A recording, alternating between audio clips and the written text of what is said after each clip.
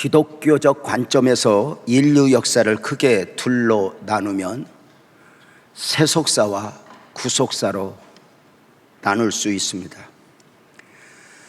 세속사는 보여지는 인류 역사로서 전쟁사라 할 수 있습니다. 인류 역사를 돌아보면 수많은 전쟁들 가운데 한 나라가 사라지기도 하고 또 한 나라가 세워지기도 하고 그리고 또 한 나라가 지켜지기도 했습니다. 자신이 살기 위해서, 자신의 공동체가 살기 위해서, 자신의 가문이 살기 위해서 누군가를 죽여야 했던 암울한 역사들입니다. 구속사는 보이지 않는 하나님의 역사로서 생명 구원의 역사입니다. 인간의 근본적 문제인 죄와 사망에서 구원하시는 하나님의 구원 역사 말입니다.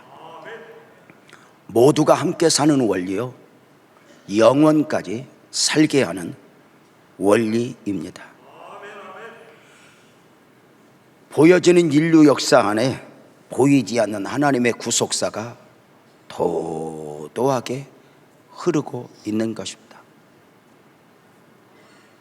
그래 때가 되어 그 하나님이 사람의 몸을 입고 역사 안으로 그 이름 예수로 오시자 역사는 BC와 AD로 두 동강이 나게 됩니다. 성경에도 마찬가지입니다. 성경 말씀 안에는 구속사가 도도하게 흐르고 있으니 오직 믿음으로, 은혜로 볼 수 있는 진리의 말씀들입니다.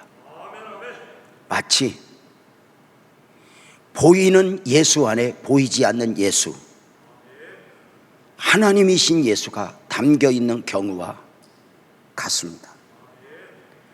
부활하신 예수님을 보고 도마는 나의 주시며 나의 하나님입니다. 예수 안에서 하나님을 보고 고백했습니다. 세례 요한은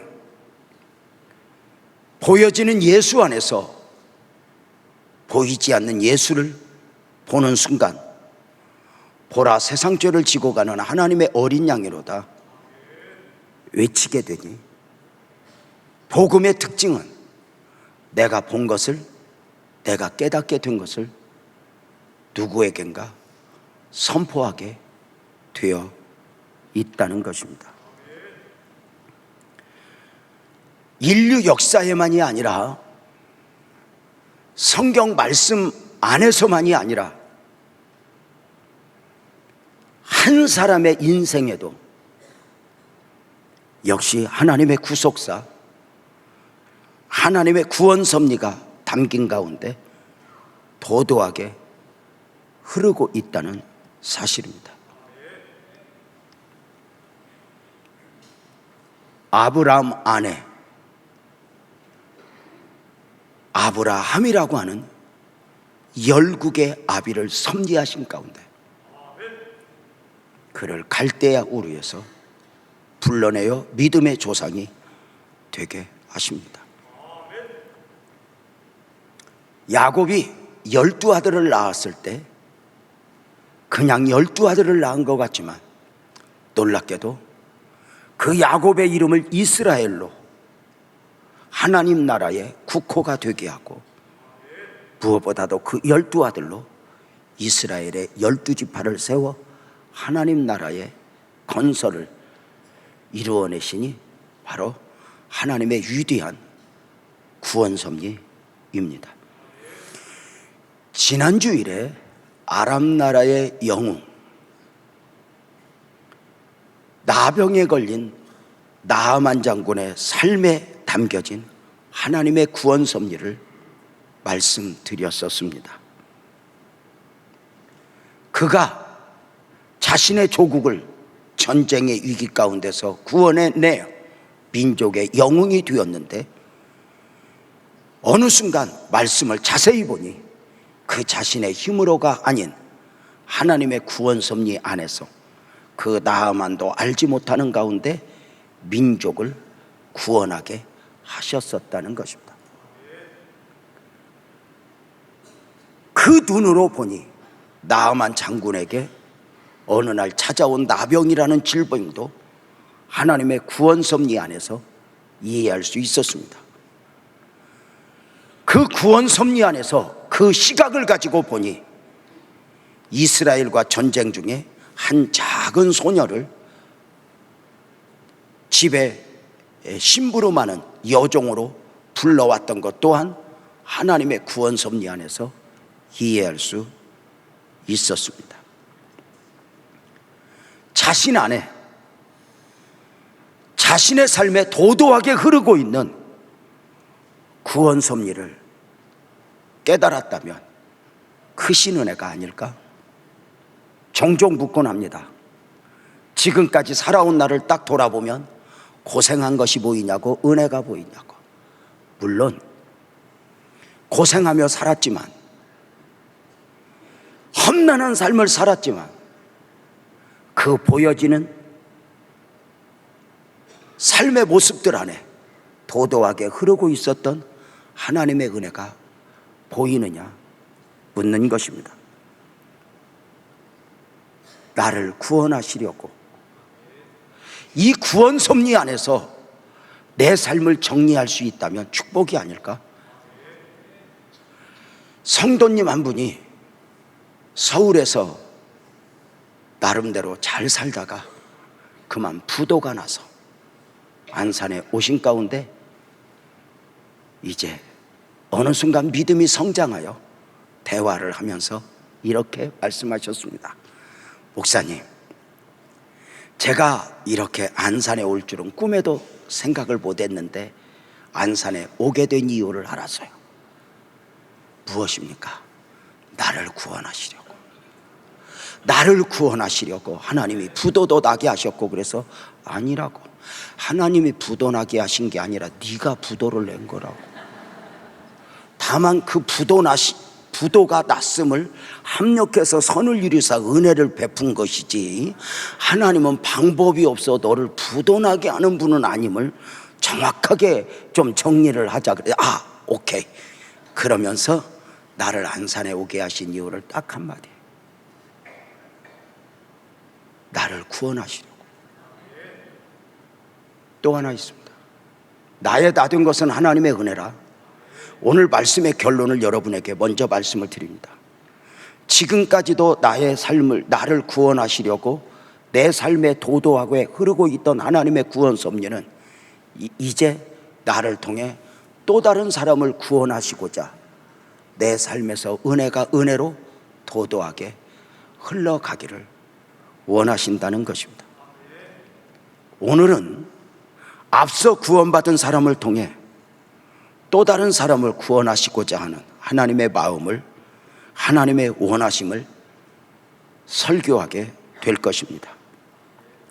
요셉이라고 하는 한 사람의 삶에 도도하게 흐르고 있는 하나님의 구원 섭리입니다.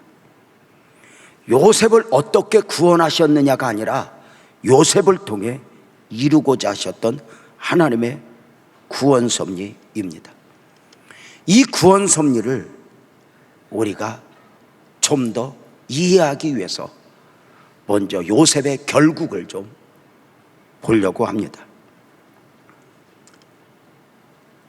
오늘 함께 읽은 창세기 45장 말씀에는 애굽에서 총리 대신이 된 요셉과 흉년 가운데 곡식을 구하러 온 형제들이 눈물 가운데 만나는 장면으로 시작하고 있습니다. 22년 만의 만남입니다. 요셉이 22년 만에 자신을 나타내면서 지난 22년의 한을 풀고 있는 것입니다. 요셉은 22년 만에 만난 형제들 앞에서 자신을 나타내니 나는 당신들의 아우 요셉입니다. 당신들이 팔았던 요셉입니다. 22년에 만난, 22년 만에 총리가 된 요셉을 만난 형제들이 얼마나 놀랐겠습니까? 과거 자신들이 죽이려 했었고, 그리고 노예로 팔아버린 가운데 어디 가서 살았는지 죽었는지 그저 그 마음에서, 삶에서 지워버리고 지난 22년을 살아왔는데, 그 요셉이 총리 대신이 되어 마주하고 있는 것입니다. 그 놀라고 있는 형제들을 향하여 요셉이 했던 말이 창세기 45장 4절 5절입니다. 요셉이 형들에게 이르되 내게로 가까이 오세요. 그들이 가까이 가니 이르되 나는 당신들의 아우 요셉이니 당신들이 22년 전에 애굽에 팔았던 사람입니다. 당신들이 나를 이곳에 팔았다고 해서 근심하지 마소서, 한탄하지 마소서. 하나님이 생명을 구원하시려고 나를 당신들보다 먼저 보내셨나이다 입니다. 생명을 구원하시려고. 보여지는 부분은 당신들이 죽이려 했고 노예로 팔았지만 내 삶에 도도하게 흐르고 있는 하나님의 구원 섭리, 생명을 구원하시려고 하나님이 나를 보냈다. 이 요셉의 말은 그동안의 요셉의 삶에 대한 해답입니다. 그동안은 많은 시련들 가운데서 막연하게 해답을 믿고 살았는데 이제 그 해답을 눈으로 보며 선포하고 있는 것입니다. 그동안 요셉은 왜 울어야 했는지, 그동안 요셉은 왜 그렇게 아파야 했는지 알 수 없었습니다. 잘 아시는 대로 아버지의 남다른 사랑 가운데 성장하던 요셉이 노예로 팔려와서 10년의 종살이를 했습니다. 노예로의 삶이었지만 성실하게 살아가던 그에게 또 한 번의 시련이 왔으니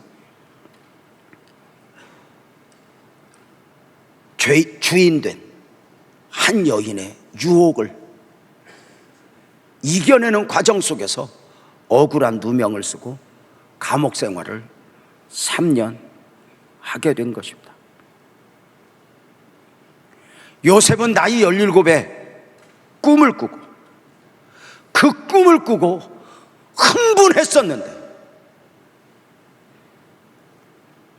사실 그 꿈을 개인적으로 이해했지 그 꿈에 담긴 하나님의 섭리를 이해하지 못하는 가운데 있었습니다.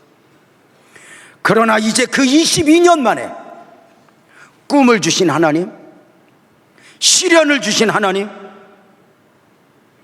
그 모든 것을 생명을 구원하시려고 하나님의 구원 섭리 안에서 그 답을 선포하게 된 것입니다.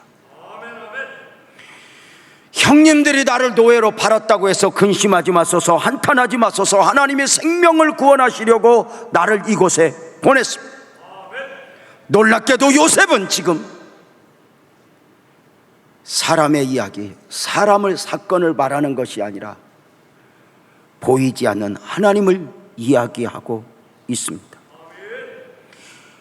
보이는 이야기, 형님들이 나를 팔았고 나를 죽이려 했고 이것을 이야기하는 것이 아니라 그 내면에 도도하게 흐르고 있는 하나님의 구원 섭리를 이야기하면서 고백하고 있는 것입니다.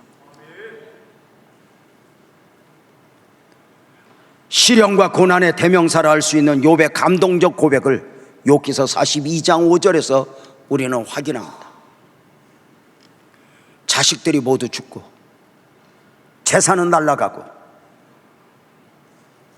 아내는 도망가서 가정이 깨진 가운데 내가 왜 이런 시련을 당해야 되느냐고 목소리를 높이던 그가 욥기서 45장에서 이렇게 고백합니다. 내가 죽게 대하여 귀로만 들었사옵더니 이제는 눈으로 주를 배움나이다. 하나님을 눈으로 보았다는 이야기는 무엇이에요? 하나님을 실제 눈으로 보았다는 것이 아니라 내 삶 속에서 일하신 하나님, 역사하신 하나님, 영적 암흑에서, 영적 구덩이에서 나를 건져주시는 그 하나님의 구원 섭리를 보고 고백하는 것입니다. 내가 눈으로 하나님을 배움나이다. 요셉은 이 노예로 팔려와서 처음 꿈을 꾸고 흥분했던 요셉, 그 삶이 얽히는 가운데 요셉은 어느 순간부터 입을 닫고 살아갑니다. 지난 22년 동안 습관적으로 자신의 삶을 누구에겐가 설명하려고 애쓰지 않았습니다. 노예 생활 10년 했다면 같은 노예 동료가 묻지 않았겠습니까? 요셉 씨, 당신은 어쩌다 노예가 되었습니까? 말하지 않습니다. 감옥에 있을 때 당신은 어쩌다 감옥에 왔습니까? 말하지 않습니다. 왜요? 만약에 내가 왜 노예가 되었는가, 내가 왜 이렇게 감옥에 오게 되었는가 말을 하려면 사람의 이야기를 해야 하니까요. 내가 노예가 된 것은 우리 형님들 때문이라고, 내가 언젠가는 왼수를 갚을 것이라고 이를 갈지 않습니다. 감옥에서도 왜 감옥에 왔다, 한 여인의 유혹, 사람의 이야기를 하지 않습니다. 막연하지만 내 삶에 도도하게 흐르고 있는 하나님의 구원 역사, 구원 섭리를 믿을진데 그 구원 섭리가 눈에 보이기까지 입을 닫아버린 것입니다. 사람이 힘들 때 이 힘든 것이 더 힘든 이유가 무엇인 줄 알아요? 내 힘든 것을 왜 힘든 것인가 설명할 때 더 힘들어요. 왜요? 내가 왜 이렇게 힘든지 모르니까요. 여러분, 진짜 힘들면 입이 닫힙니다. 여러분 그런 경우 보셨어요? 진짜 억울하면 말 안 씁니다. 아직도 변명을 하고 말을 하는 것은 아직 여유가 있는 겁니다. 힘들다고 징징거리는 것도 아직 여유가 있는 것입니다. 진짜 힘들면 입 닫아버립니다. 설명하려고 애쓰지 않습니다. 내가 왜 이렇게 울어야 하는지, 내가 왜 이렇게 아파야 하는지, 왜 그렇게 나는 긴긴 시련의 과정을 거치는지 입을 닫습니다. 조용히 그 처절한 삶의 환경 속에서 내 삶에 담겨진 하나님의 뜻과 섭리를 믿고 말입니다. 생명을 구원하시려고 요셉의 삶에 담겨진 구원 섭리, 이 구원 섭리를 좀 더 이해하기 위해서 요셉의 시작을 봅니다. 요셉은 나이 17에 두 번의 꿈을 꾸게 됩니다. 잘 아시죠? 먼저는 밭에서 곡식단을 묶다가 꾸게 된 꿈이니 흥분했을 것입니다. 흥분했을 것입니다. 창세기 37장 7절에 첫 번째 꿈이 나오죠. 형님들에게 달려가 이야기합니다. 형님들 내 말 좀 들어보세요. 세상에 내가 꿈을 꾸었는데요, 우리 모두가 밭에서 곡식단을 묶고 있는데요, 내 단은 벌떡 일어서고요, 형님들 단이 내 단을 향하여 막 절을 하는 거예요. 아니 지 혼자 기분 좋지, 아니 이게 듣는 상대를 생각 안 해? 대사, 이게 마음이 상했는데 문제는 그 다음날 꿈을 또 꾼 거예요.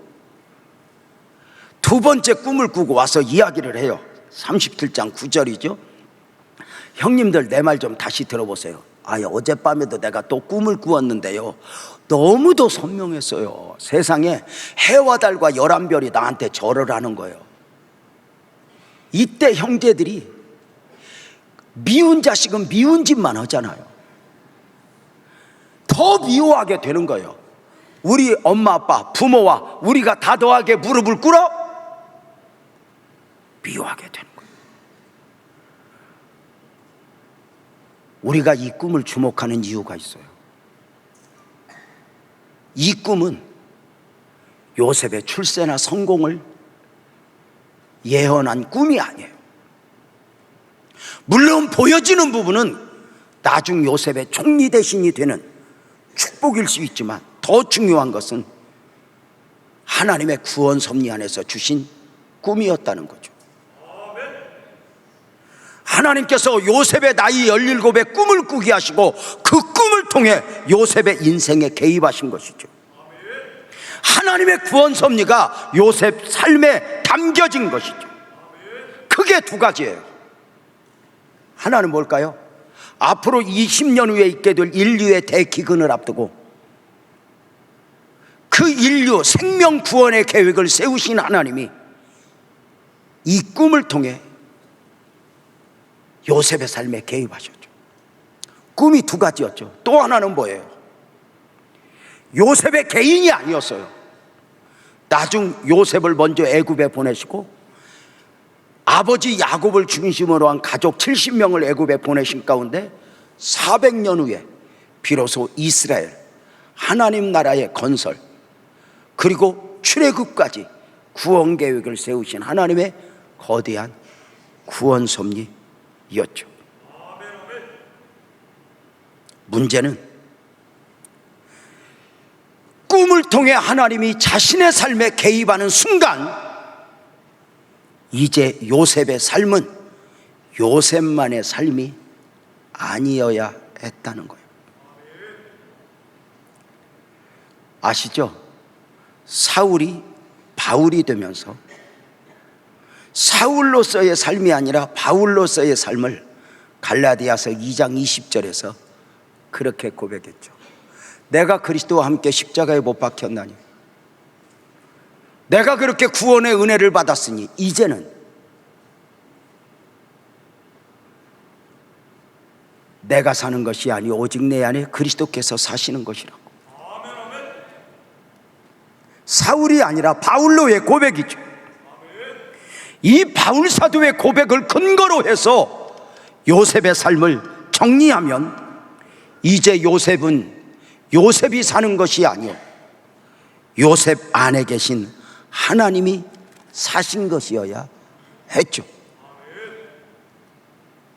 이제 요셉은 나이 17에 꿈을 꾸고 그 꿈을 통해 하나님이 자신의 인생에 개입하는 순간, 이제 자신만의 삶이 아니게 되었고, 보여지는 삶은 자신이 사는 것 같지만 내면에 보이지 않는 가운데 도도하게 흐르는 하나님의 구원 섭리 안에서의 삶을 살아내야 했죠.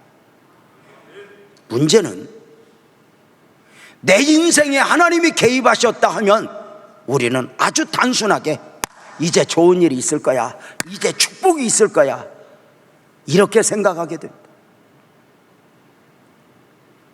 그런데 한 소년 안에 하나님이 개입하면서 요셉의 삶은 얽히기 시작합니다. 아버지의 사랑 가운데 그저 순탄하게 성장하던 그 요셉에게 하나님이 섭리가 개입되면서 그의 삶을 얽히니 길고 긴 시련이 시작이 됩니다. 형제들이 요셉을 죽이려 하다 노예로 팝니다. 나이 17에 선택의 여지 없이 부모를 떠나야 했습니다. 노예 생활 10년입니다. 직장 생활이 아니라 노예 생활 10년이니 자기 몸도 자기 것이 아닙니다. 감옥 생활 3년, 모든 은신의 폭이 좁아질 뿐만 아니라 어쩌면 내일이 보이지 않는 처절한 삶의 현실입니다. 노예가 감옥에 있으니 누가 변론을 해줬겠어요? 자신의 힘으로 그 감옥에서 어떻게 자유할 수 있겠어요? 노예로 매인 그가 또 한 번 감옥에 매이게 된 경우죠. 더 이해가 안 가는 것은, 자 보십시다. 더 이해가 안 가는 것은 거대한 시련의 울타리 안에서 살아가는 요셉의 삶에 대한 성경의 평가입니다. 요셉의 노예 생활 10년, 감옥 생활 3년에 대한 성경의 평가가 무엇인지 아십니까? 창세기 39장 2절에 보면 여호와께서 요셉과 함께 계심으로 그가 형통한 자가 되어 그의 주인 애굽 사람의 집에 있었다. 이해가 됩니까? 여러분, 노예 생활이 형통하면 얼마나 잘 풀렸겠습니까? 아, 노예 반장은 했겠다. 자, 억울하게 감옥 생활을 할 때도 똑같은 표현이 23절에 나옵니다. 감옥에 있을 때 간수장은 요셉의 손에 맡긴 것을 무엇이든지 살펴보지 아니할 정도였으니 이는 여호와께서 요셉과 함께 하심이라 여호와께서 그를 범사에 형통케 하셨다. 범사에 형통케 하셨다. 이해가 됩니까? 여러분, 형통이라는 말은 모든 일이 뜻대로 잘 되어간다는 것이니 요셉의 삶은 사실 형통이 아니라 불통입니다. 그런데 왜 요셉의 삶을 성경은 하나님의 모든 일이 뜻대로 되어가는 형통으로 평가했냐는 것입니다. 분명한 것은 한 사람의 삶에 대하여 사람이 무엇라 평가하든 자신이 무엇라 평가하든 성경의 평가가 진리라는 것입니다. 내가 나에 대해서 무엇이라 말하든 하나님이 무엇을 말하는가가 진리요, 완전한 평가라는 것입니다. 내가 주의 이름으로 귀신을 쫓아냈고 권능을 행했고 내가 선지자 노릇했다 해도 하나님이 나도 몰라 하면 그 믿음은 믿음이 아니게 되는 것이었습니다. 여러분 아시죠? 놀라운 것은 이 요셉의 삶을 왜 형통이라고 표현했는가? 세상의 평가와 성경의 평가와 다를 때 무엇이 진리입니까? 대표적인 경우를 좀 소개해 보면 요한계시록에 나오는 소아시아 7교회 중에 서머나 교회와 라오디게아 교회를 향한 표현이 있습니다. 두 교회는 아주 극단적인데요, 서머나 교회는 아주 힘든 교회, 라오디게아 교회는 아주 부유한 교회인데 표현을 이렇게 됩니다. 요한계시록 2장 9절에 서머나 교회를 향한 표현을 보면 서머나 교회 성도들아, 나는 너의 환난과 궁핍을 알아. 그런데 실상은 너는 부요한 자다. 이게 이해가 됩니까? 지금 가난해서 먹고 살기도 힘든데 궁핍은 그만두고 핍박까지 환난까지 겸하여 있는데 하나님의 시각 앞에서 너는 부요한 자야. 이해가 되냐는 거예요. 하나님이 보시는 눈은 다른 거예요. 바울 사도가 몸에 가시, 질병으로 인하여 3번이나 금식하면서 하나님 나 너무 힘들어요. 내 몸에 가시가 있어요. 사단의 가시가 있어요. 얼마나 고통스러웠는지 그냥 가시가 아니라 사단의 가시라고 그랬어요. 내가 이렇게 힘든 것은 마귀가 아니면 이렇게 할 수 없어. 그래서 사단의 가시입니다. 그랬더니 주님이 한마디로 끝냈어요. 은혜다. 내가 아무리 힘들어서 가시라고 해도 소용없어요. 은혜다. 그러면 은혜인 거예요. 여러분이 남편 때문에 힘들어서 하나님 못 살겠어요 그래도 은혜다. 그러면 은혜인 거예요. 하나님이 대신 살아봐요. 이럴 수 없어. 라오디게아 교회는 어떻게 했어요? 평가가 계시록 3장 17절에 보면 너희가 말하기를 나는 부자야 부요해. 부족한 것이 없어. 내 삶에 뭐가 부족해? 여러분 우리 주변에 이런 분들이 있거든요. 내가 뭐가 부족해? 남편이 속을 썩여. 내가 쓸 돈이 없어. 내가 먹을 게 없어. 자동차가 없어. 그런데 이렇게 말하네요. 그렇지만 너는 너의 공고한 것, 가련하는 것, 가난한 것, 눈먼 것, 벌거벗은 것을 모르는구나. 하나님의 시각이죠. 영적 시각이죠. 어느 순간 여러분은 여러분의 삶을 내 시각으로 보고 누구의 시각으로 보며 스스로 위로받기 전에 어쩌면 하나님의 시각으로 보았는가? 자, 성경은 요셉의 종살이 10년, 노예생활 10년, 감옥생활 3년을 불통이 아니라 형통이라 했습니다. 그 이유가 뭘까요? 여러분, 이 부분이 있습니다. 크게 아멘 했으면 좋겠습니다. 언젠가부터 요셉의 삶은 요셉이 사는 것이 아니었기 때문입니다. 요셉이 나이 17에 꿈을 꾸면서 하나님이 자신의 인생에 개입하면서 이제 요셉의 삶은 요셉의 삶이 아니라 내 안에 도도하게 흐르고 있는 하나님의 구원 섭리 안에서의 삶이었으니 보여지는 요셉의 삶은 노예 생활 10년, 감옥 생활 3년 얽힌 불똥이었지만 요셉의 삶에 담겨 도도하게 흐르고 있는 하나님의 구원 섭리는 막힌 적이 없다는 것입니다. 보세요. 모세가 미디안 광야에서 40년 살았지만 미디안 광야에는 모세에게 고통이기보다는 출애굽의 구원 섭리를 이루시는 하나님의 섭리 안에서의 과정이었습니다. 요셉의 보여지는 삶은 불통이었지만 왜 형통인가? 어느 날부터인가 요셉의 삶은 보여지는 요셉만의 삶으로 평가되어지는 게 아니에요. 요셉의 삶의 내면에 담겨 도도하게 흐르고 있는 하나님의 구원 섭리를 중심으로 평가하니 그 삶에 도도하게 흐르고 있는 삶이 막힌 적이 없으니 보여지는 요셉의 삶은 불통이지만 아멘 크게 합시다. 너는 형통한 자라. 어떤 의미일까요? 감으로 메마른 땅을 보셨습니까? 물론 지금 이렇게 이제 태풍이 올 것을 걱정하고 있습니다. 바람도 많이 불고 비가 많이 올 것으로 염려하고 있는데요. 이렇게 바람이 많이 불랍시면 이렇게 이제 목사는 이 바람으로 인해서 힘든 성도들이 누굴까 그림을 그리며 이렇게 기도하곤 합니다. 오늘 아침에 이렇게 예배하기 위해서 오는데 최병찬 장로님이 과일 도매상을 하시면서 과수원을 하시잖아요. 사과를 키우는데 걱정인 거예요. 저 바람 불면 지난번 바람에도 걱정이었는데 제가요 이렇게 말했어요. 장로님 사과 잘 있어요? 그랬더니 목사님 걱정 안 합니다. 지난번 태풍에도 이겼는데 이번 태풍 우리 사과들 잘 이길 것입니다. 목사님 걱정하지 마세요. 그러면서 이야기하는 거예요. 목사님 지난번 태풍 때요 많은 가수원들의 과수가 60%, 70%, 80%다 떨어졌대요. 과일도 과일이지만 지난번에 안동에 갔더니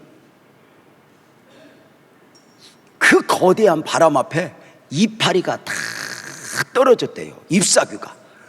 그래서 제가 이렇게 말했어요. 다행이다. 그래도 과일보다 잎사귀가 떨어졌으니 다행 아니야?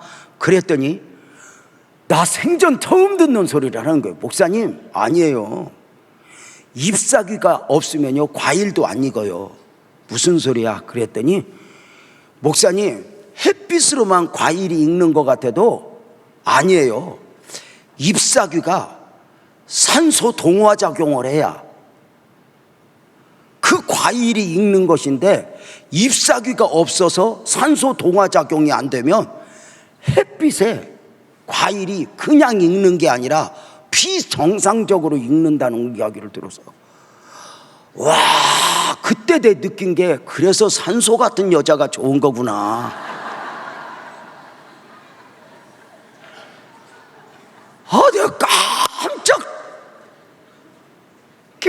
다른 거예요. 여러분은 어떠세요? 여러분 남편이 지금 막 생동적이고 역동적이고 막 그러면 여러분이 지금 산소 같은 여자의 역할을 하는 거예요.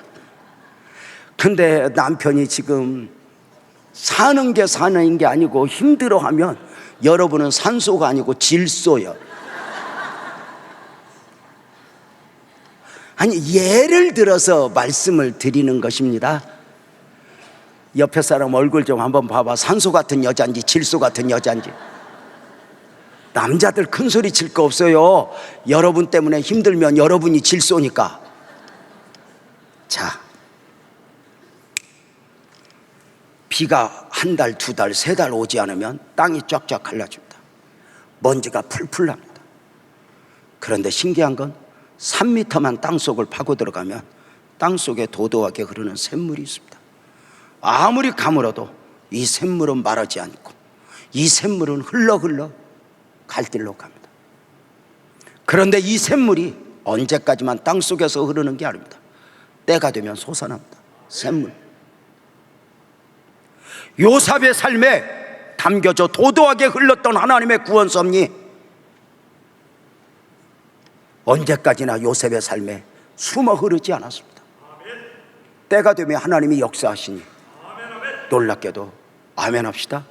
그 노예로 팔려왔던 요셉이, 억울하게 감옥에 있던 요셉이 애굽의 총리가 되었습니다. 이것은 놀라운 거죠. 목동 다윗이 왕이 된 것만큼이나 이건 엄청난 하나님의 역사죠. 가능성이 있는 환경에서가 아니에요. 처절한 감옥에서 내일을 계산할 수 없을 만큼 암울한 환경에서 당신의 방법으로 왕의 신하들이 감옥에 오게 되었고 꿈을 꾸게 되었고 왕도 꿈을 꾸게 되었고 그 꿈을 해몽하는 과정 중에서 앞으로 이 땅은 7년의 대풍년이 있을 것이고 흉년의 7년이 올 것이다. 그 꿈 해몽 가운데 왕은 그 요셉을, 그 꿈 해몽을 믿고 요셉을 총리 대신으로 삼아 풍년 때에 흉년을 대비하게 합니다. 지난주에 나아만 장군에게 당겨진 하나님의 구원 섭리를 이야기하면서 작은 여자의 말 한마디가 어떤 파장을 일으켰는가 말씀을 드렸다며, 그 안에 하나님의 구원 섭리 안에서 믿어지게 했다면, 여러분 보십시오. 요셉이 아무리 꿈 해몽을 했어도 왕이 노예로 감옥에 갇혀있는 그 말을 믿을 수 있었을까? 하나님이 믿어지게 했습니다. 그리고 총리가 되게 했습니다. 그 총리가 된 요셉이 이제 풍년의 7년을 지나고 흉년이 밀려온 가운데 2년 정도 되었을 때에 흉년을 대비했던 애굽에는 곡식이 넘치게 되고 풍년 때에 흥청망청 살았던 많은 사람들이 앞으로 5년이나 흉년이 남았는데 그 고비를 넘기지 못한 가운데 곡식을 사러 애굽에 너도나도 오게 될 때 형제들이 곡식을 사러 애굽에 와서 요셉 앞에 서게 된 것입니다. 그 요셉이 형님들에게 했던 말, 다시 창세기 45장 4절 5절을 확인하면, 형들에게 이르되 내게로 가까이 오서 그들이 가까이 오니 이르되 나는 당신들의 아우 요셉입니다. 당신들이 나를 죽이려 했고 애굽에 팔았던 나입니다. 그러나 나를 이곳에 팔았다고 해서 근심하지 마세요. 한탄하지 마세요. 하나님이 생명을 구원하시려고 나를 보냈습니다. 생명을 구원하시고. 놀라운 것이요, 요셉은 지나온 22년의 삶을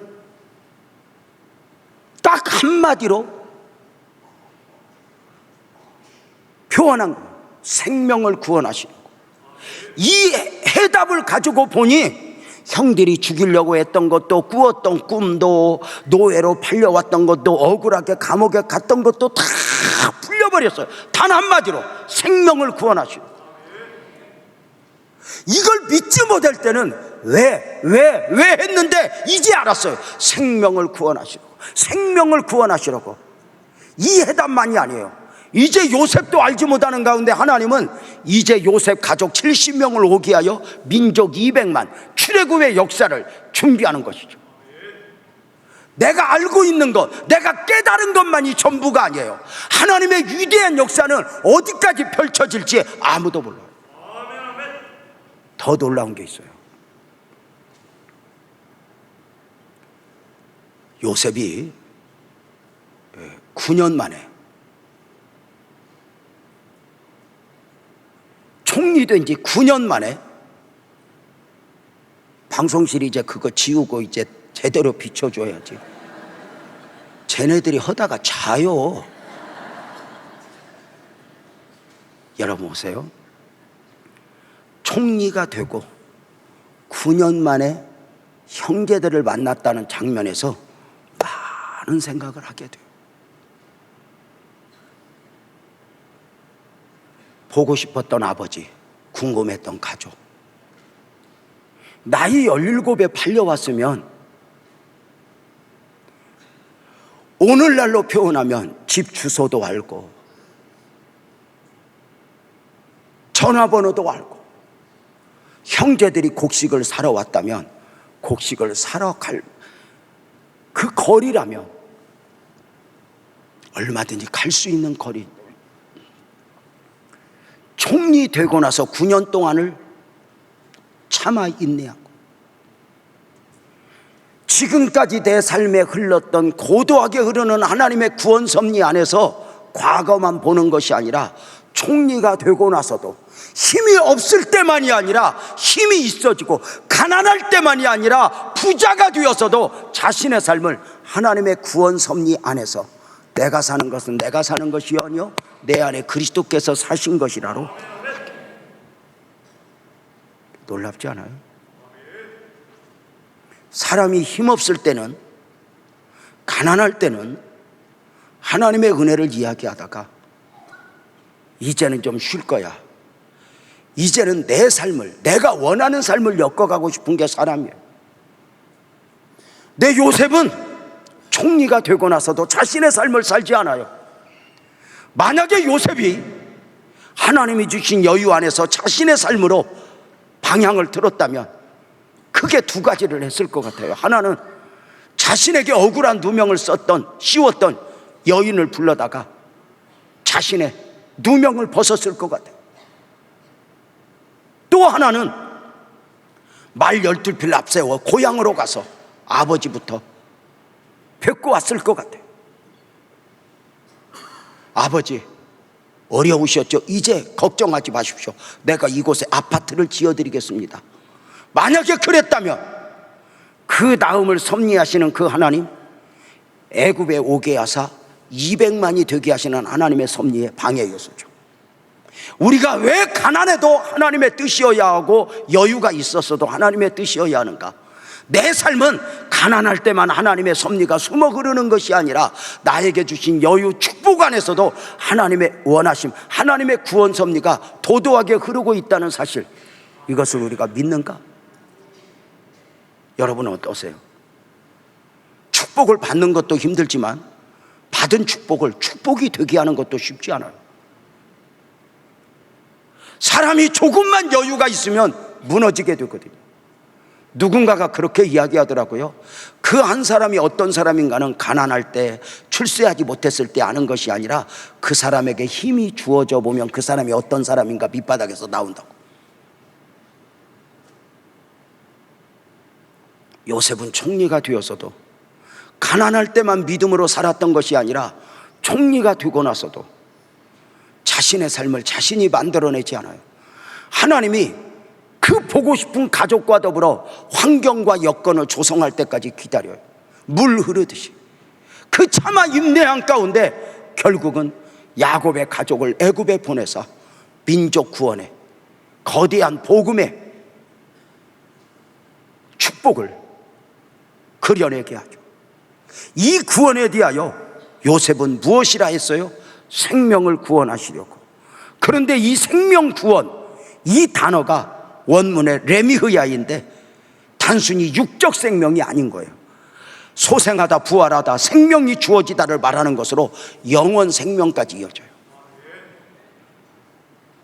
바로 하나님은 영적 구원을,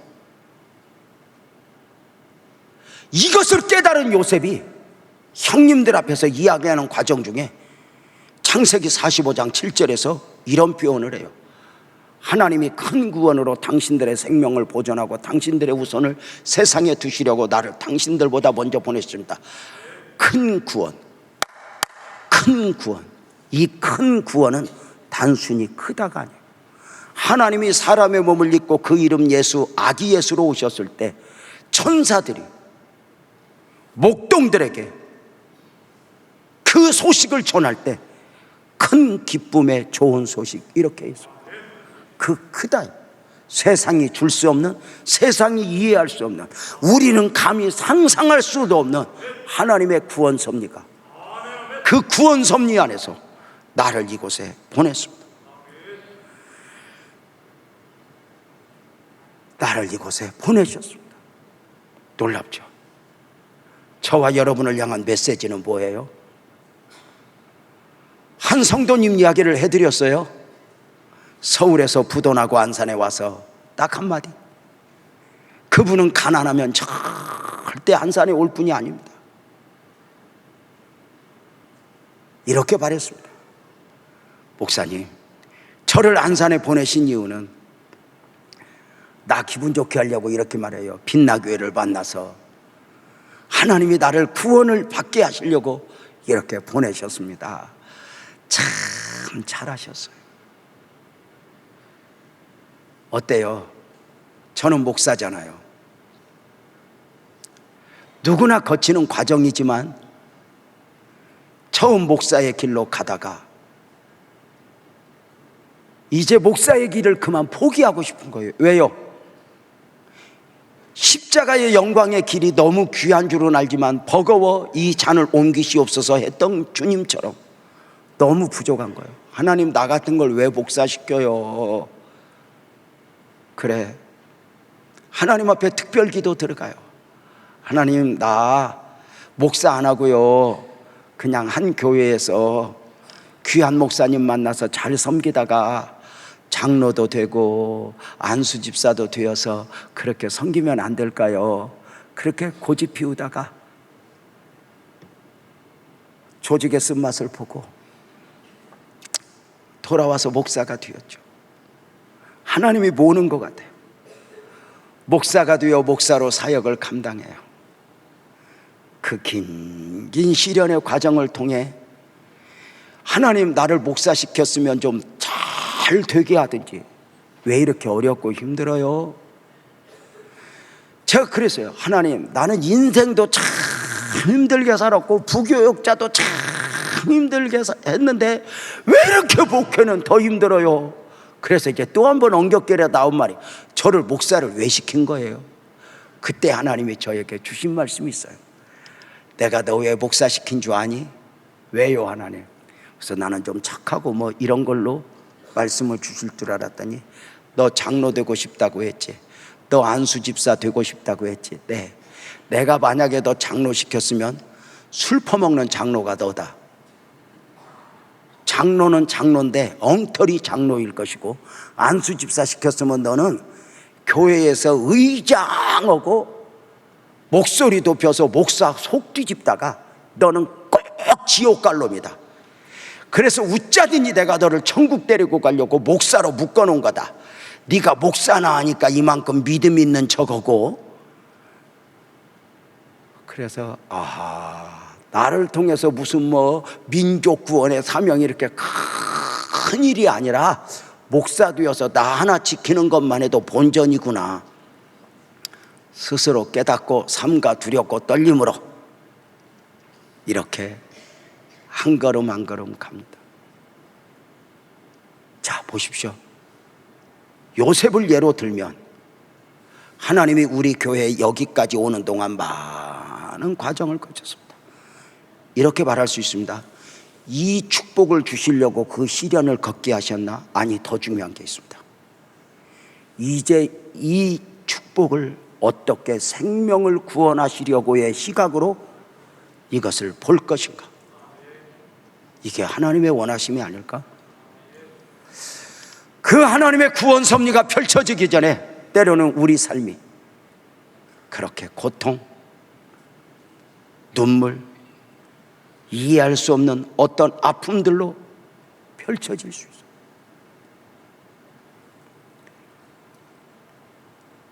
요셉이 노예 생활을 하듯 감옥 생활을 하듯 혹시 여러분의 삶에 이해할 수 없는 삶으로 펼쳐진 가운데 있는 분들은 없으십니까?